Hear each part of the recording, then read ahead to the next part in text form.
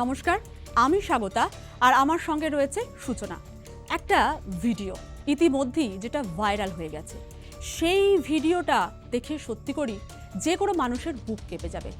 তিনটে প্রাণ নিমেষের মধ্যে শেষ হয়ে গেল এবং সেটা ক্যামেরাবন্দি হয়েছে।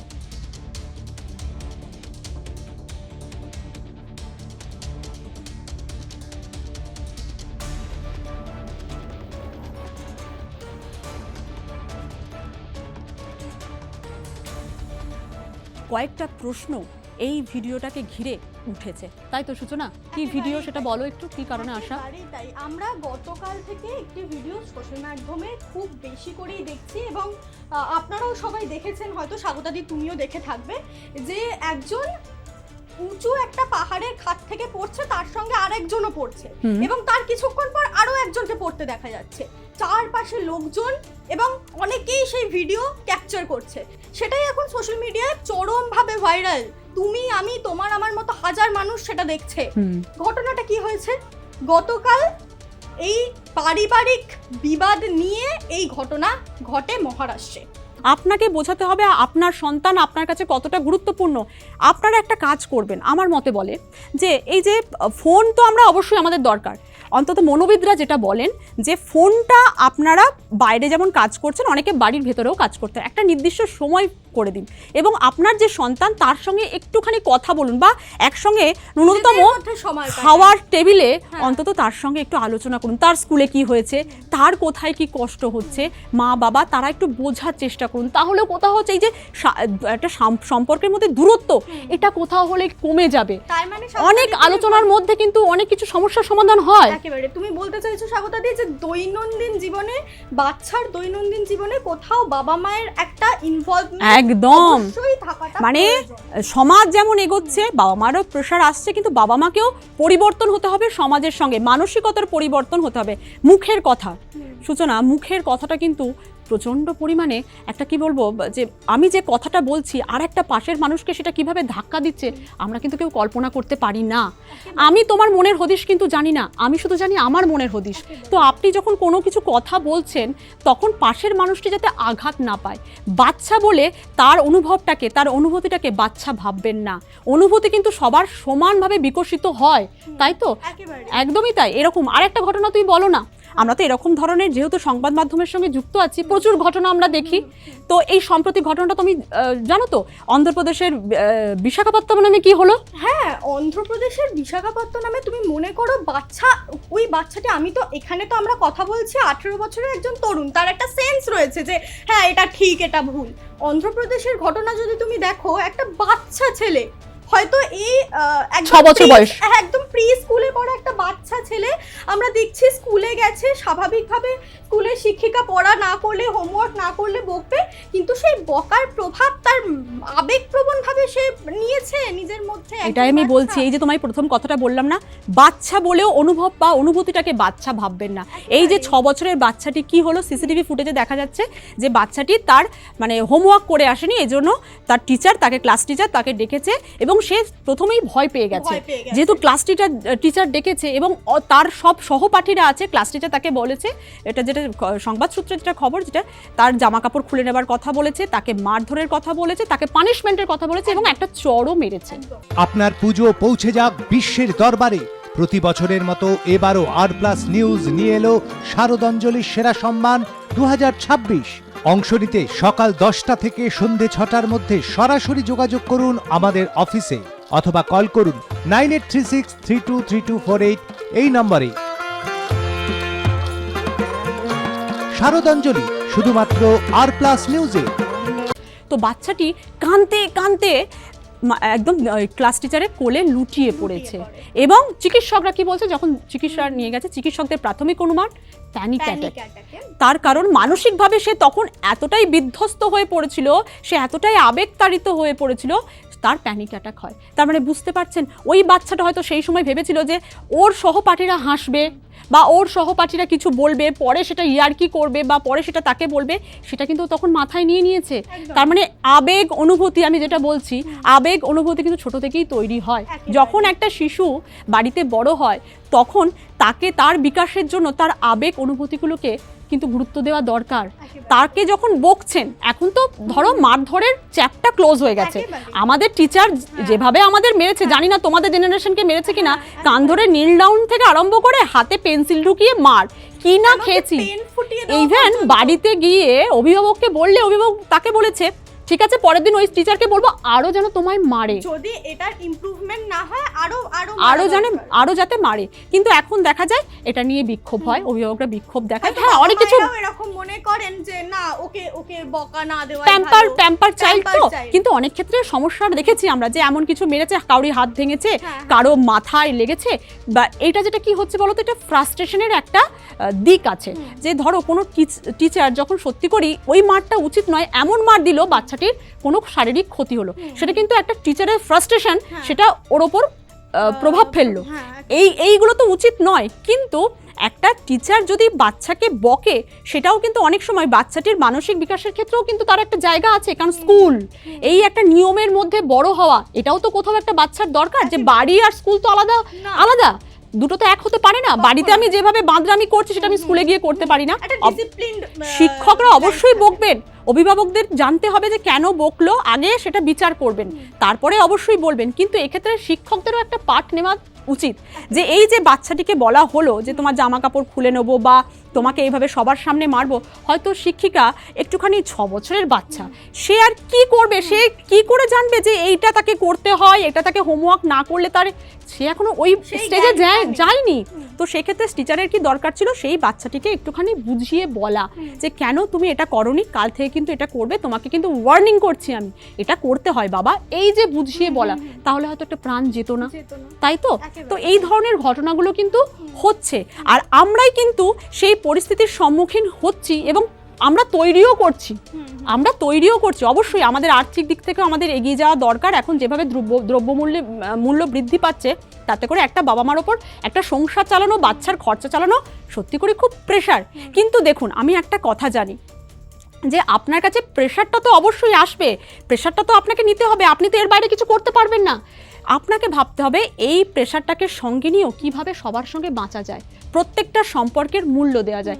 ঠিক আছে না, আমরা কালকে যেটা ভাবছি যে ওইটা আমি অ্যাচিভমেন্ট করতে পারলাম না, কিন্তু আমরা এটা তো অ্যাচিভমেন্ট করতে পারলাম, পরিবারের মধ্যে একটা সম্পর্ক, পরিবারের সঙ্গে সবার সঙ্গে হাসি, এটা তো আমাদের কাছে বড় অ্যাচিভমেন্ট।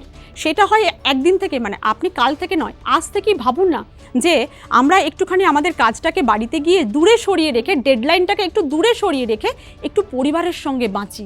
ওই যে মুঠোফোন, ওই গেজেটটাকে একটুখানি দূরে সরিয়ে রাখি, 10 মিনিট করুন, পরের দিন 20 মিনিট করুন।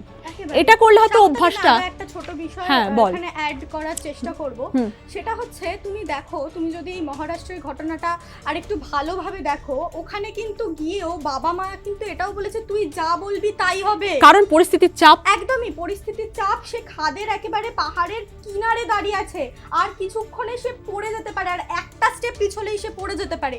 সেই মুহূর্তে দাঁড়িয়ে বাবা মা বলছে তুই যা চাইবি তাই হবে, তুই এটা করিস না, তুই ফিরে আয়। কি রে, তোর বেশ র্যাশ হয়েছে দেখছি। হ্যাঁ রে, কি করবো বলতো, র্যাশগুলো কিছুতেই কমছে না, অনেক কিছু ইউজ করলাম তবুও কমছে না। তুই এম্বার গৌরীদেবী হসপিটালসে দেখাতে পারিস, ওখানে ভালো এক্সপিরিয়েন্স ডার্মাটোলজিস্ট আছে। গৌরী দেবী হসপিটাল, রাজবাঁধ, দুর্গাপুর।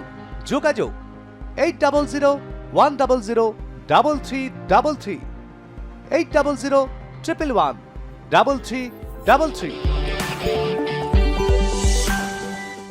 পঞ্চায়েত প্রধান ওখানে উপস্থিত ছিলেন, তিনি পর্যন্ত বলেছেন যে একবার মা বাবার কথা চিন্তা করে দেখো, তুমি ফিরে আসো। কিন্তু তরুণ কি উত্তর দিয়েছে স্বাগতা দি? সে বলেছে যে আমার আর কোনো উপায় নেই, এটাই আমার শেষ উপায়, আমাকে এই কাজটা করতেই হবে। এই পর্যায়ের ডেসপারেটনেস আজকের প্রজন্মের। তুমি যে বলছো জেনজি, আমিও জেনজি স্বাগতা দি। আজকের জেনজির হয়তো আমরা একদম শুরুর দিকে জেনজি, কিন্তু একদম তুমি যদি দেখো এই যাদের এই 2005, 2003, 4, 5-এর দিকে যারা জন্মগ্রহণ করেছেন, তাদের মধ্যে না একটা বিষয় আজকের দিনে দেখা যাচ্ছে স্বাগতা দি, যে আমি শুনবো না, আমি মানে একটা আমি যেটা করব সেটাই ঠিক, একদমই মানে সবসময় একটা দাঙ্গা প্রবণ মনোভাব। আমি বাবা মায়ের সাথেও সেটা করব, আমি বাইরে গিয়েও সেটা করব, আমি সর্বক্ষেত্রে আমার ইচ্ছেটা এক্সিকিউট করতেই হবে, এই যে প্রবণতাটা, যার জন্য একটা পরিবারের তাজা প্রাণ তিনটে শেষ হয়ে গেল। একদমই। আর একটা তোমাকে এখানে কথা বলবো, দর্শকদেরও বলবো ভিডিওটা একটু ভালো করে দেখবেন। যদি দেখেন, আমি দেখাতে বলবো আমার পাশে একটু যদি ভিডিওটা দেখানো যায়, ভিডিওটাতে দেখতে পারবেন ছেলেটি কিন্তু যখন পড়ে যাচ্ছে তখন সে হাত বাড়িয়েছিল, বাবা কিন্তু ছেলেকে বাঁচানোর জন্য হাতটা বাড়িয়েছিল। হয়তো কোথাও গিয়ে ছেলেটার ওই মুহূর্তে মনে হয়েছিল যে না, ও যেটা পদক্ষেপ নিচ্ছে হয়তো ভুল, হয়তো ওটা ওই আকস্মিকতার ওইটা ঘটনাটা ঘটে গেছে। আর একটা কথা তোমাকে এখানে আমি বলবো, যদি সত্যি করেই ছেলেটির মরার থাকতো না সূচনা, তাহলে ছেলেটি 3 ঘন্টা সময় নিত না। ও কোথাও গিয়ে হয়তো বাবাকে ভয় দেখাতে চেয়েছিল। ও জানে যে বাবা মায়ের সফট মানে অ্যাঙ্গেল থাকে এবং সফট কর্নারটা ও জানে। না হলে 3 ঘন্টা ধরে ওদের মধ্যে, আমার মনে হয় যদি আপনারাও জানি না কি একমত হবেন কি, 3 ঘন্টা ধরে তাহলে এতক্ষণ কথাবার্তা হতো না। হয়তো ওই সময় পারিপার্শ্বিক কথায় পাটা পিছলে গেছে, এটাও হতে পারে, বা ওটা কি হয়েছে ওই ঘটনাটা তো ওই ঘটনার সময় না থাকলে তো বোঝা যাবে না বা ওদের মধ্যে কি হয়েছিল। কিন্তু যেটা বলার, এই ঘটনাটা কিন্তু সত্যি করেই আমাদের কাছে একটা প্রশ্ন তুলে দিচ্ছে। কোথাও গিয়ে আমাদের কিন্তু সবাইকে হাতে হাত রেখে এবং এই যে মানসিকতার পাঠটা নেওয়া দরকার, যুগের সঙ্গে বাবা মাকেও সাবালক হতে হবে, আর যে সন্তান তাকেও তো অবশ্যই সাবালক হতে হবে। অবশ্যই সে সাবালক, আমি বলবো তাদের হয়েই বলবো সাবালক, আমাদেরও কোথাও গিয়ে সাবালক হতে হবে। আরেকটা জিনিস আছে সূচনা, যে লাস্ট একদম চলে এসেছি এখানে, একটা কথা বলবো। আমাদের ঠাকুরমা না বা মা একটা গল্প শোনাতো, শ্রবণ কুমারের গল্প পড়েছেন? শ্রবণ কুমার, ছোটবেলাতে আপনারা যদি পারেন একটু বাচ্চাদের না এই ধরনের পৌরাণিক কথাগুলো শোনাবেন। শ্রবণ কুমার কি করেছিল? শ্রবণ কুমারের কাছে তার বাবা মাই ছিল শেষ কথা। অন্ধ বাবা মার প্রতি তার যে আনুগত্য, তার যে দায়িত্ব, সেটা ওই ছোট বয়সেই সে বুঝিয়েছিল। তাই তো আজও শ্রবণ কুমার বেঁচে আছে। তো এই ধরনের কিছু গল্প বোঝানো ছোট থেকে তাদের সবসময় হাতে বদমাইশি করছে বলে হাতে ফোন নয়, একটু কথা বলুন না, একটু গল্প করুন না। হ্যাঁ, আমি জানছি আপনার অনেক সময়ের দাম আছে, আপনার কাছে এত হাতে সময় নেই, তাই বাচ্চাটি যখন খাচ্ছে তখন একটু আপনার পুরোনো দিনের গল্প বলুন না, বা তার ছোটোবেলার গল্প বলুন না। দেখুন, আপনার খাওয়াটা হয়তো যেটা 10 মিনিটে হয়ে যেত সেটা একটু বেশি লাগছে, কিন্তু এই ফোনের বদভ্যাসটা তার থেকে চলে যাবে। আপনি ছোট থেকেই, আমাদের সময় এরকমও ছিল, বাবা মা যে চুটি গল্পের বই, নন্টে ফন্টের, একদমই তাই, বা এই বাটুল দি গ্রেটের যে ছোট বইগুলো, বা সেটা যদি আমি নাও দেখি পড়তে হবে, কিছু কালার বুক, কালার করছে বাচ্চারা, মানে সারাক্ষণ ফোনটাই কেন, তার বদলে তার বিকল্প তো কিছু থাকতে পারে। একদমই তাই, ফোনের বিকল্পে আমি তো এই জন্যই বলছি যে ওই বাচ্চাটির কোনো দোষ নেই যে ফোনে অ্যাডিক্টেড হয়ে যাচ্ছে, দোষটা কিন্তু আমাদেরই কোথায় উচিত ওইখানে লাগাম টানা। কারণ ওই বাচ্চাটি এতটাও তার মধ্যে অ্যাগ্রেসিভনেস চলে আসেনি যে আপনার ফোনটা নিয়ে এসে কেড়ে নেবে বা আপনাকে বাধ্য করছে বলে। আপনি তো বাবা মা, আপনি কোথাও বাধ্য হওয়ার জায়গায় নেই। আপনাকে কোথাও গিয়ে ভাবতে হবে যে আমি বাচ্চাটিকে সময় দিই। ছোট থেকেই দেখুন না, একটু একটু করে প্র্যাকটিস করুন, তাহলেই দেখবেন আগামীর যে প্রজন্ম, আমাদের প্রজন্ম সত্যি করেই এই সামাজিক অবক্ষয়ের দিকে এগিয়ে যাবে না, বরঞ্চ এই যে নবপ্রজন্ম, জেন-জি বলুন, তারপরে বিটা, যাই বলুন, তারা কিন্তু সত্যি করেই খুব যোগ্য হবে এই সমাজের জন্য। তাই তো সূচনা, আজ এই পর্যন্তই। আপনাদের যদি কোনো মতামত থাকে এই বিষয় নিয়ে, প্যারেন্টিং কিভাবে হবে বা অভিভাবক, বা আপনারা এই মহারাষ্ট্রের ঘটনাটাকে কিভাবে দেখছেন, আপনারাও কমেন্ট করতে পারেন কমেন্ট বক্সে। আপনাদের মতামত আমাদের কাছে কিন্তু খুব গুরুত্বপূর্ণ।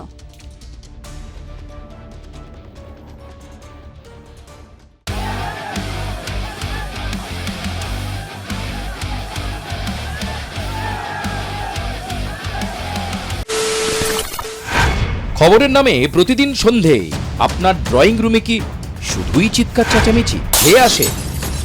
বিতর্কের নামে চলে গালাগালি আর কাদা ছোড়াছুড়ি। এবার সময় পরিবর্তনের, কারণ আমরা কান ফাটানো চিৎকারে বিশ্বাস করি না। আমরা বিশ্বাস করি খবরের সত্যতায়।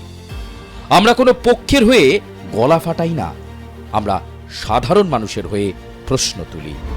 চিৎকার নয়, শুধু খবর হবে যেখানে বিতর্ক আছে কিন্তু কুৎসিত ঝগড়া নেই।